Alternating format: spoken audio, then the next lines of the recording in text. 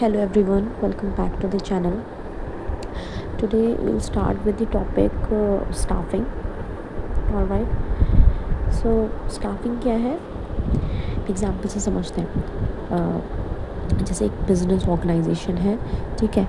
उसमें सपोज़ करो 10 एम्प्लॉयज़ काम करते थे और अब बढ़कर 100+ एम्प्लॉयज़ काम कर रहे हैं, ठीक है. पहले 10 एम्प्लॉयज़ पर हमें दो स्टाफ की ज़रूरत होती थी, ठीक है.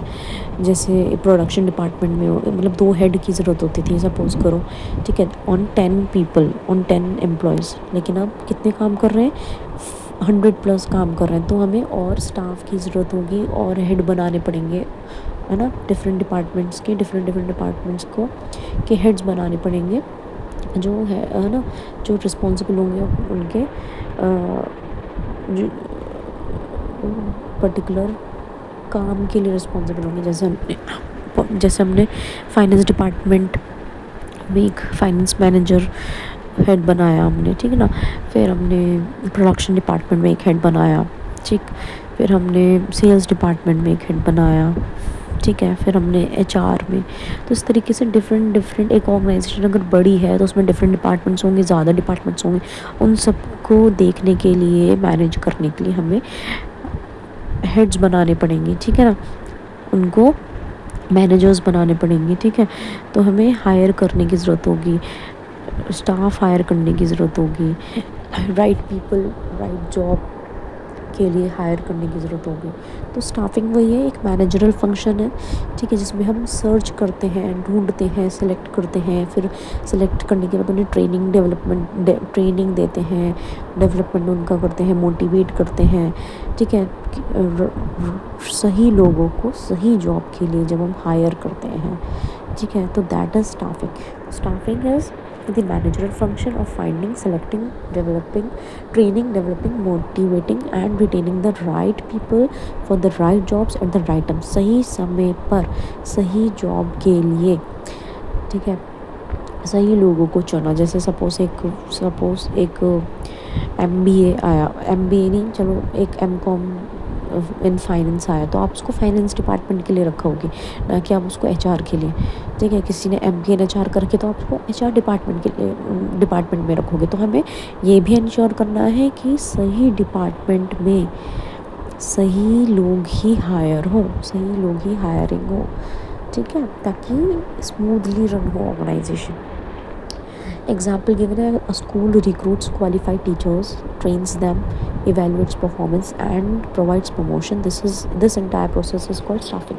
स्कूल में भी यही होता है, हमें टीचर्स की हायरिंग होती है, ठीक है. टीचर्स कम पढ़ रहे हैं, ठीक है, स्टूडेंट्स ज़्यादा हैं, या सब्जेक्ट टीचर हमें चाहिए, मैथ्स का, साइंस का, कोई भी सब्जेक्ट टीचर, कोई भी टीचर चाहिए, तो उसके लिए रिक्रूटमेंट एक एडवर्टीजमेंट न्यूज़पेपर्स में आते हैं. वैसे और भी सोर्सेज होते हैं जहाँ से हमें रिक्रूट करते हैं स्कूल्स, है ना. एप्लीकेशन अप्लाई करवाते हैं, एप्लीकेशन लेते हैं, ठीक है. तो ये सब तरीके हैं जिनसे क्या करेगा, स्कूल भी रिक्रूट करते क्वालिफाइड टीचर्स, ठीक है, ट्रेनिंग देता है, उन्हें इवेल्यूएट करता है परफॉर्मेंस. तो ये सारा प्रोसेस क्या है, स्टाफिंग का प्रोसेस है. Staffing is concerned with obtaining, utilizing and maintaining a satisfied workforce.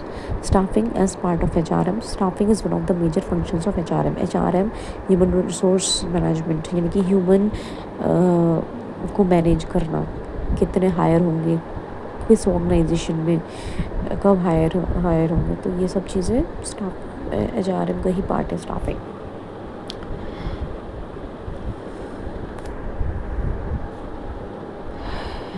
HRM में क्या क्या आता है, रिक्रूटमेंट आता है, सिलेक्शन आता है, ट्रेनिंग, परफॉर्मेंस अप्रेजल, कॉम्पनसेशन और प्रमोशन एंड वेलफेयर. तो स्टाफिंग भी HRM का ही पार्ट है, जिसमें हम ह्यूमन रिसोर्स को मैनेज कर रहे हैं, ठीक है, राइट पर्सन को राइट जॉब के लिए हायर कर रहे हैं, ठीक.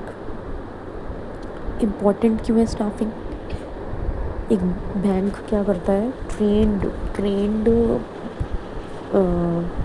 प्रोबेशनरी ऑफिसर्स, पीओस की जो जॉब होती है ना, पीओ ऑफिसर्स, तो प्रोबेशनरी ऑफिसर्स को ट्रेन हायर करता है, जो ट्रेंड होते हैं, ठीक है। तो एक कॉम्पिटेंट पर्सनल भी आता है, तो ना हम चाहते हैं कि हमारी ऑर्गेनाइजेशन में एक्सपीरियंस्ड बंदे आए, ठीक है। सेकेंड है better utilisation of human resources. मैंने एग्जांपल भी दिया था कि अगर कोई फाइनेंस में एमकॉम करके आया है, ठीक है, तो उसको आप फाइनेंस ऑफिसर या फाइनेंस डिपार्टमेंट में बिठाओगे, जैसे एमकॉम ग्रेजुएट को आप अकाउंट्स ऑफिसर में बिठाओगे, ना कि रिसेप्शनिस्ट पे, ठीक है। तो उसकी काबिलियत पर भी हम लोग हायर करते हैं, ठीक है। तो हायरिंग होनी चाहिए काबिलियत के बेसिस पर, ताकि बेटर यूटिलाइजेशन हो सके ह्यूमन रिसोर्सेज का, एफिशिएंसी इम्प्रूव होती है। Amazon train warehouse workers to reduce errors, और टाइम टू टाइम ट्रेनिंग भी दी जाती है वर्कर्स को, ताकि एफिशिएंटली वर्क करें एम्प्लॉयज़, ठीक है। कोई एरर कम से कम हो। Helps in employee development, teachers की ट्रेनिंग होती है टाइम टू टाइम, उनको ओवरऑल पर्सनालिटी डेवलपमेंट दिया जाता है, ठीक है ना। जब न्यू इकोनॉमिक पॉलिसी 2020 इम्प्लीमेंट हुई तो उसमें यही था कि टीचर्स को ट्रेनिंग दी जाएगी टाइम टू टाइम, ठीक है। Ensures continuity of business continue चलता रहे, ठीक है ना। तो यहाँ प्रमोशन दी जाता है, deputy manager promoted after managers retirement, ठीक है। एम्प्लॉय सेटिस्फेक्शन, यहाँ पे emphasis promotes deserving software engineers, मतलब प्रमोशंस दिया जाता है, तो एम्प्लॉयज़ को सेटिस्फेक्शन मिलेगा जब प्रमोशन होगा, तो ठीक है ना।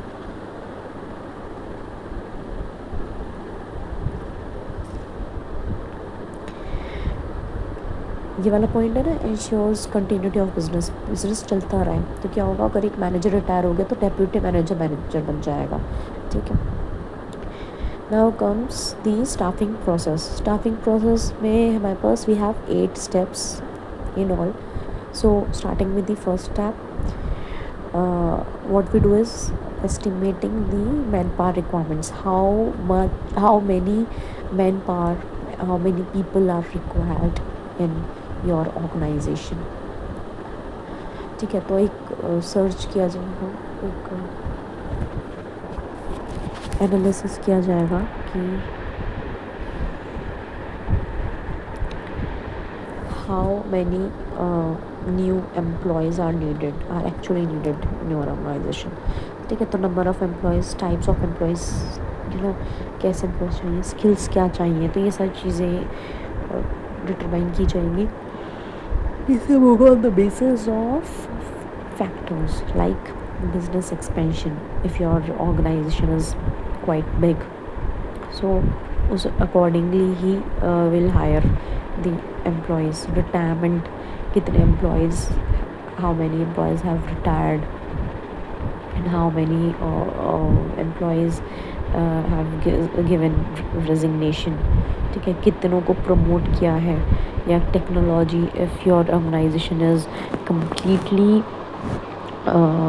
technology based, or it is 80% technology based and 20% human resources are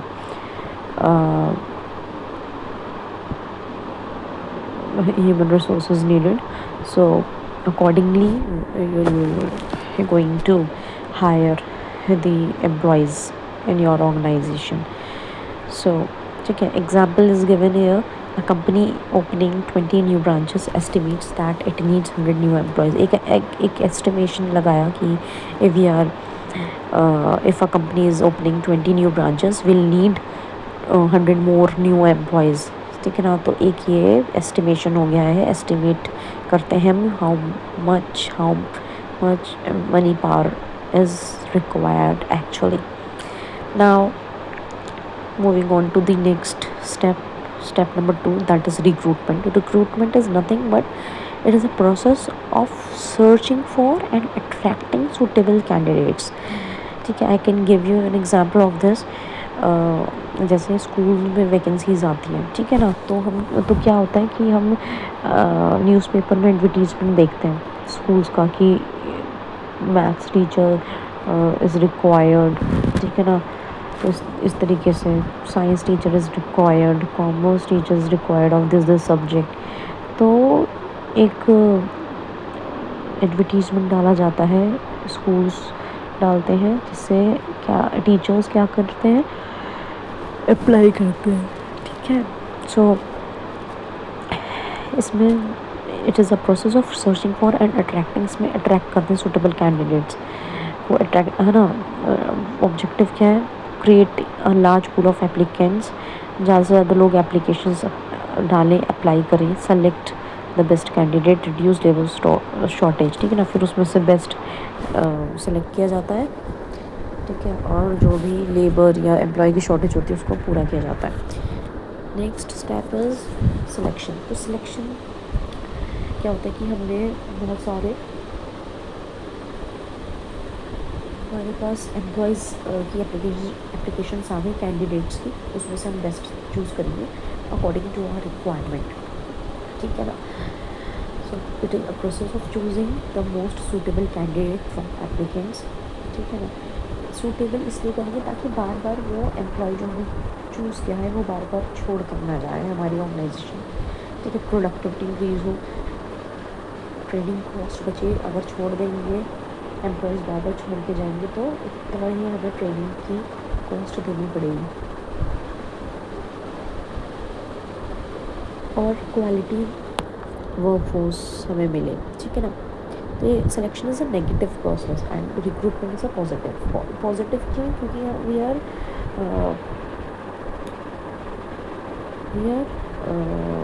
inviting employees to apply for the job. ठीक है, and here in selection what we are actually doing is we are selecting the best candidate among all the applicants. So that is why selection is a negative process.